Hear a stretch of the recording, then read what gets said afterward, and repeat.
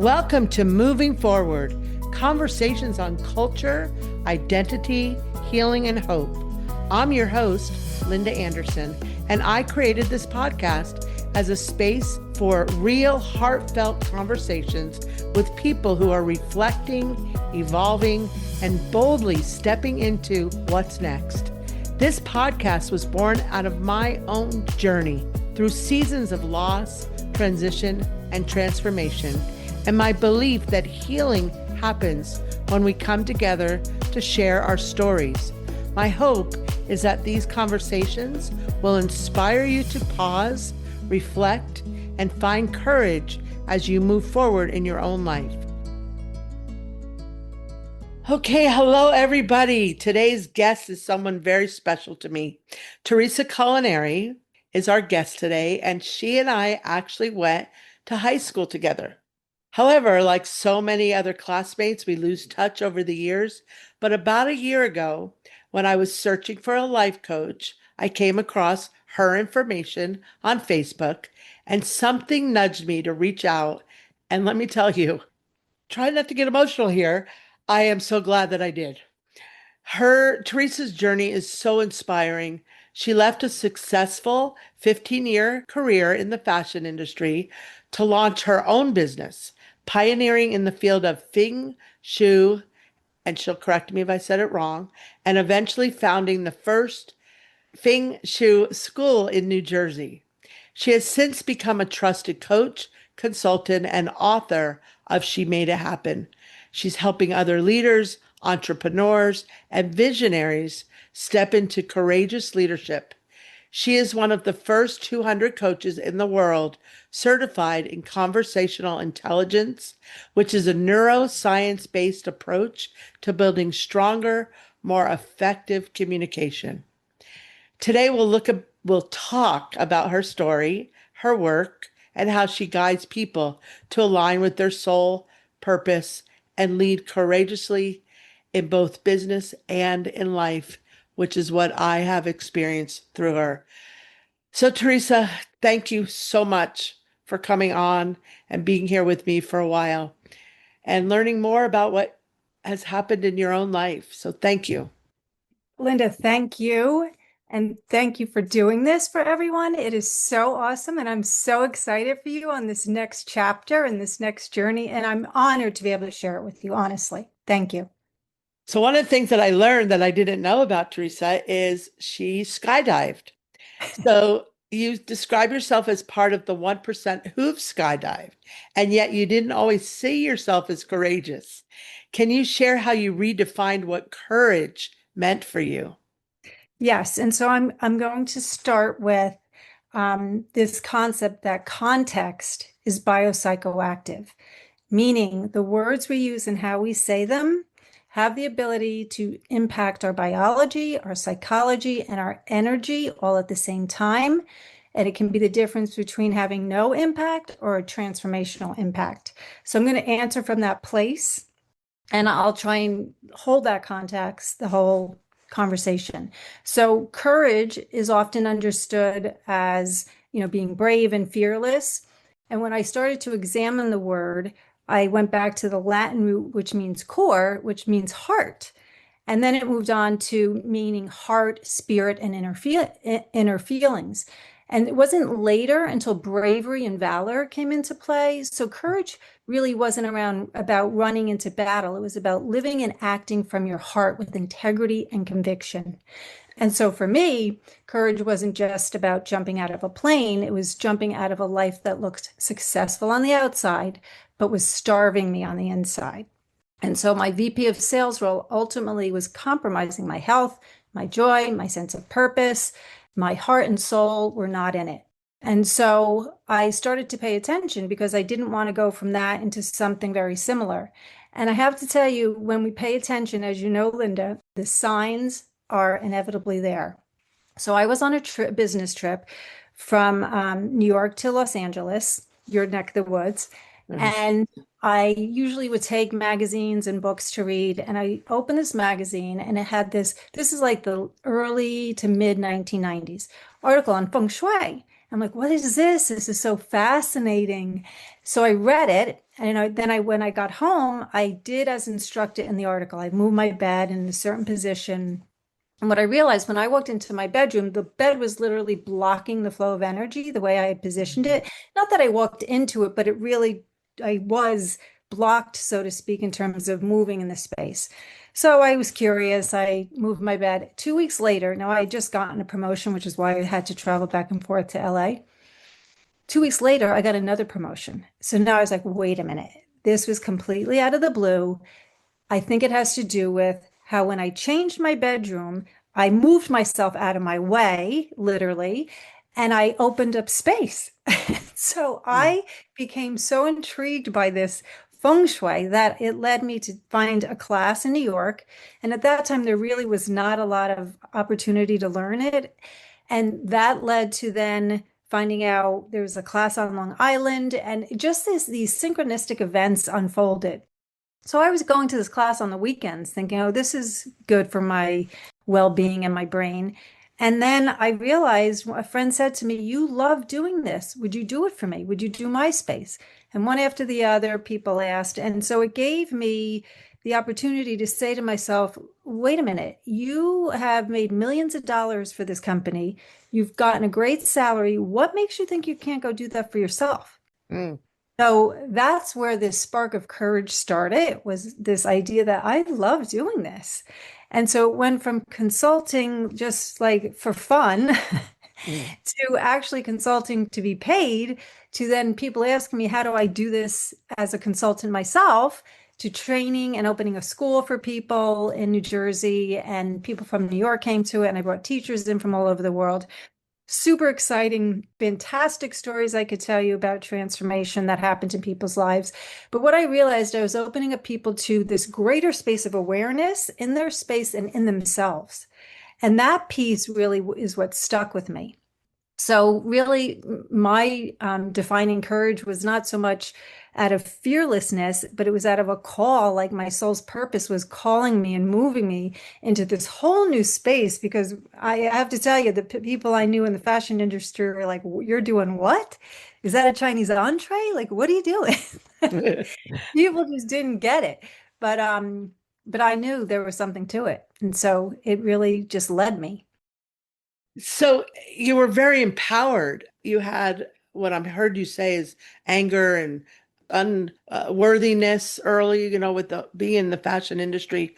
But what helped begin transforming those feelings into empowerment? I So yeah. I think the passion that I had for this body, this ancient 4,000-year-old body of knowledge, and the results that I had gotten in my life, and the results that my clients were getting, I had this level of trust that there was something far greater than myself at work here. Mm. And that the feeling of that in your body, and I know you felt what this is like, is an experience that really can't be described in words. It has to be experienced. And that was like the most fantastic drug for me and for the people I worked with. And so that's the kind of the trail that I started to track. Mm. Is there one defining moment of courage, like a defining courage of moment in your journey that you can pinpoint? I think when, the experience I personally had, and then when one after another clients were telling me, after you left, this happened. After you left, Mm. that happened. After you left, this happened. Like I get crazy stories. I don't know if we have time for a quick one, No, which yeah. really left me like, oh my God, like there's something far greater going on here than me. I asked to speak at a women's group in St. Croix. So I went there and gave the presentation, and the woman who led the group, she was the wife of the only dentist on St. Croix at the time. And she picked me up at the airport and she said, I'm like, oh, it's so beautiful here. It's sunny and blah, whatever. And she said, we've had a 6-month drought. It's beautiful, but we really need rain. And so she said, aside from that, she said, would you come to my house and do some work on my house? And I said, happy to after the talk, happy to come and do some work. So after the talk, I went to her house, and her house was on like one of the higher, it wasn't a mountain as much of a hill, let's say, on top of the island, and overlooked everything. And so I started working, and I swear, half an hour into the work, there was this deluge of rain coming down, and I'm like going, "Oh my God, something's happening." And she turned to me and said, "Are you doing this?" And I said, "It's not that I'm doing this. I'm working with the energy to rebalance what's out of balance so that it can rain." And I was just as blown away as she was, but of course I had to compose myself and act like, yes, this is normal. Mm. But just stories like that, like just profound stories that happen when we engage with this greater energy and potential beyond ourselves. And that's what you've definitely taught me over the last year and year and a half is to really listen to the universe and pay attention. I'm going to use those keywords, pay attention, because you use them with me when we work together to just really pay attention, which I never really did. So I appreciate that. But the other thing that you often say or said to me too is you can never truly lead another without first leading yourself. Can you unpack that? What does that mean? And how have you practiced that in your own life? Yes, so in when I was teaching and coaching my Feng Shui students, I would always have to put myself in situations so I could teach from that place. So there was a authentic truth to what I was saying, whether there were different adjustments that needed to be done, or I had to get out and talk to people like about the topic and how to structure that so it was relatable, encounter some high profile people and high profile cases and get them to really, obviously they contact me first, but to really buy into the benefit of it. And so I really had to up level myself. And so that just, it was a really a theme that I was so valued when I was teaching and coaching, because how could I ask someone else Mm, to step up and do something to go transform whatever if I hadn't done it? It just didn't feel true for me. And so I'm constantly seeking out information that is going to help me lead others. A lot of times people are rolling their eyes thinking I'm a wacko, but I know the truth of what's possible, and that's what happens when you're leading and you're pioneering, as you well know. Not everybody gets it, and that's okay. But if we enough people do, we create a tipping point, and that's how change happens. mm. I hear the word tipping point, and I think of Malcolm Gladwell too, of Yes. that book. And speaking of books, you wrote a book, and it's called She Made It Happen. What does making it happen in quotes mean to you, and how do you hope the readers apply that message in their own lives? So to me, making it happen is really engaging your heart and your head and living from that soul empowered place. So most of us are operating from this lower brain that's survival based, where everything in the survival based brain wants to keep it the same. The survival based brain has no um, means to create change or transformation. It's designed to keep everything the same because sameness equals safety to that lower brain. And so many people who are stuck and going through these loops of anger and frustration and reactivity in their lives, it's because of the evolution of that lower brain. It's not designed to up level. And so when we can make the switch from that lower brain to that higher, more evolved brain, where our highest human virtues are, where we're able to make things happen, change does happen.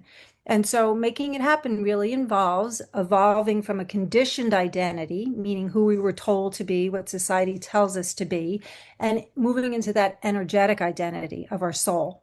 Mhm. And that requires some kind of process, a system, just like you can't get a good haircut on your own. It requires oftentimes a support system in place to help you get there. Mm. I'm hoping the listeners are hearing what I hear all the time, and it's the conversation that you're able to have. And I know that you are certified as a conversational intelligence, but what that does is it integrates neuroscience into communication, which is kind of what you just touched on a little bit. But can you give an example of how this tool helps leaders shift relationships or results?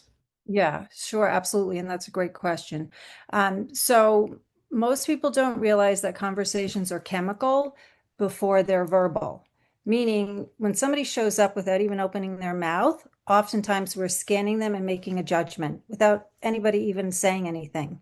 And it's because of that energetic field that we bring forward first that people sense it. They're sensing something about us.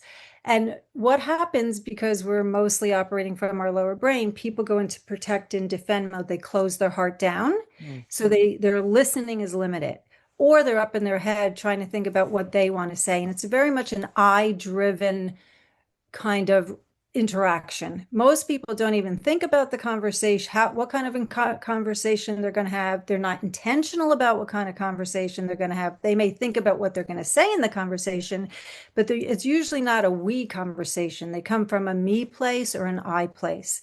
And so there's an opportunity with conversational intelligence to blow the doors open with trust by intentionally showing up in a way where you want to make that person feel good, that your intention is to open up them, because we can co-regulate our hearts.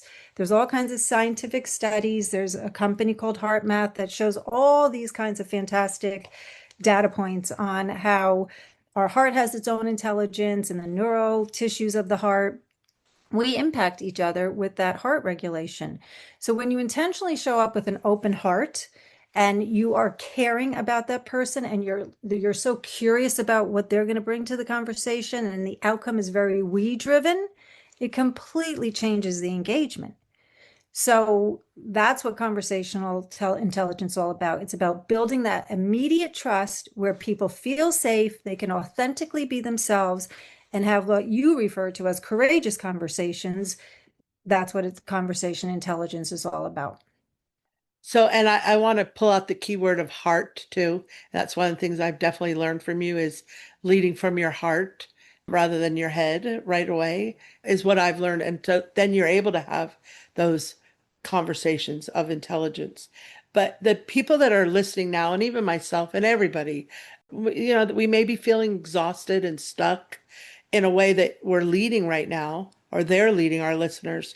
But where's the best place to start when they feel they need to change but don't know how? Well, I think the first realization or awareness that I would encourage them to explore is it's really a case of mistaken identity. We have forgotten beneath our roles and expectations that we were a soul first. Our soul was led us into this physical form, and the ego was created. It's my understanding the ego was created to protect the soul and help the soul navigate in this lifetime.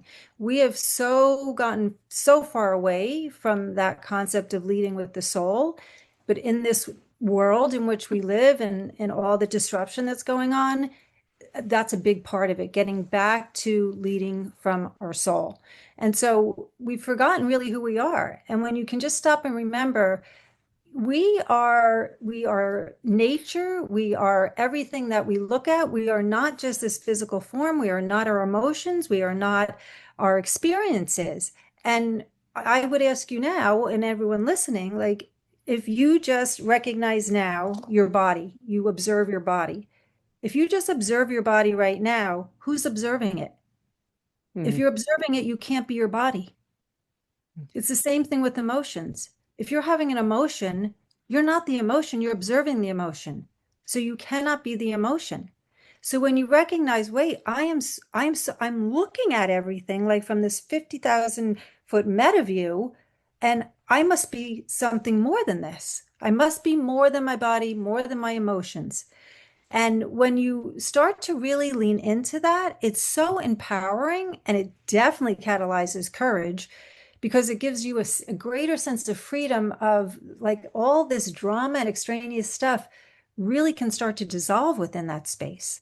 But it requires us really letting go from the ego, letting go from that lower brain to rise up to have that greater perspective. And just that practice alone, and I'm not saying that's necessarily easy the first time, because it is something we are not used to. But when you start to live from that place more and more, your life changes. It absolutely changes, because you become an attractor for things, because you're more connected to those higher human virtues that we're all chasing after: happiness, love, joy, compassion, authenticity. All that comes from that space. And you can be in direct experience with that as you're moving into your soul-based living. So, as I listen to you, can you share with us what your daily practices are or your rituals? I know I've learned some from you, but that keep you aligned with your soul purpose, both in Yeah. business, but also in your life in general. Yeah. And I have gone through many iterations of this. And I work with people who have never kind of entertain this concept to people who are very advanced in the concept. So I want to put that context out there because I don't want people thinking, oh, I'm not there yet. You can start at whatever level you're at. You don't have to know anything. There's, steps that you can start to take to move into it. For me, I anchor my day by starting with my source code meditation practice. Source code meditation is a practice where you learn to activate your higher brain. So once that's turned on, you are very much less likely to have that monkey mind going on, which is the lower brain that doesn't want anything to change, and meditation is dangerous to that part of the brain. So you turn on the part of the brain, the command center of the brain that's designed for change. So that is so strategic and just so brilliant to be operating from the part of the brain that is capable of complexity and is once it's engaged can give you that direct experience to those higher states of consciousness. And so that's how I start my day. Sometimes I end my day that way, or sometimes I do it in the middle of the day. You can't do it enough, quite frankly. Mm. but but that's definitely one thing I do. And part of that practice is there's different processes like having your soul purpose mantra, constantly repeating that, updating it, frequently. There's life codes that help trigger, they're like power code words that trigger what you want to actually start to activate in your life and attract in your life. And it's set within this four-dimensional integral framework to accelerate quantum results. So it's not the type of thing where you're just meditating, so you're focused on the mind Mhm. and that's all you're focused on. It engages mind, body, relationship, and environment. So when you're operating from an integral perspective, all four areas of your life tetra evolve. And it's not this whack-a-mole where, oh, okay, that didn't work. That didn't work. My meditation didn't work. I'm going to go to the chiropractor. Oh, that didn't work. I'm going to go to, the yoga class. Oh, that didn't work. I'm going to go drink with my friends. Like it just, as such, it's a much more effective framework that addresses the root of what's going on. And so therefore you get transformational, sustainable results, but also at a quantum level. The last part of the conversation, you said root. And I think for myself, that's what I had to do. And I still am, and I will be working for a long time to get to the root of the why. Like what am I leading from my heart? Am I listening to people? Am I taking myself out of negative situations? It's the root, and it's really for me, and I'm speaking for myself, is really understanding me as a person rather than anybody else that I'm trying to be like or that admiring or so on. And getting Yeah. to the root of what's happening. So Yeah. yeah. So here's the other thing though. So for women or men who want to step into their own courageous leadership, and I know there's people that, they're trying to find their voice. What's one piece of advice you'd give them today? Invest in yourself. I mean, Ah, you do such a great job buying into this material world, buying this, that, and the other thing, which all disappears very quickly. 2 years ago now, I had a fire to our home, so I know very well how mm, meaningless all those things are. And for me, personal development is something that stays with you when you leave this world. And whatever work you're doing impacts 7 generations back and 7 generations forward. I don't know any other kind of return on investment that is greater than that. And I know one of the primary reasons in addition to my own development, was I want my daughter to have a better life and I want my grandchildren to have a better life. I don't want them recycling the same things we got passed down. Because make no mistake, all of these limiting beliefs, all of this conditioning was passed down from previous generations. And we are fortunate enough to live at a time when we have access to these tools that allow us to dissolve and dismantle all that, which is so super exciting. So inspiring to keep hearing this from you for myself because it's living the journey that I am now. It's been extremely helpful just to hear it. But Yeah. if you could go back to the woman that you were just before leaving the fashion industry, what words of encouragement would you give yourself or that woman? So I thought about this because I wanted to be coherent when I answered. Um, I would say the world doesn't just need your success, it needs your soul. So trust that leaving what no longer fits isn't failure, it's the doorway to your real purpose. Oh, could I use the word authenticity? Would you? Absolutely. Yeah. Wow. Yeah. So we're pretty much at the end here, but I just want to ask, and I know people are inspired by this because I am, and I've been meeting with you since last June of 24, but I get inspired every single time. But if you were, where could people connect with you, learn more about your book, explore Yeah, working with you you? can. Yep. Thank you for that, Linda. Yeah. They can definitely go to my website, which is my name, Teresa, Teresa, and then COLANERI.com. So teresaculinary.com. You can get in touch with me through my website. I'm on LinkedIn at Teresa Colaneri. I'm on Facebook at Teresa Colaneri, Instagram at Teresa Colaneri, most of the social platforms. Right. So that, I mean, we're at the end here, but I have to say, those of you that are listening really don't know our whole journey, Teresa's mind, but it's such a gift. Oh, goodness, I'm sorry, listeners, to reconnect with her after all these years and to learn from her wisdom, her courage, her leadership, and truly living with a soul purpose. I hope you felt as inspired as I do all the time.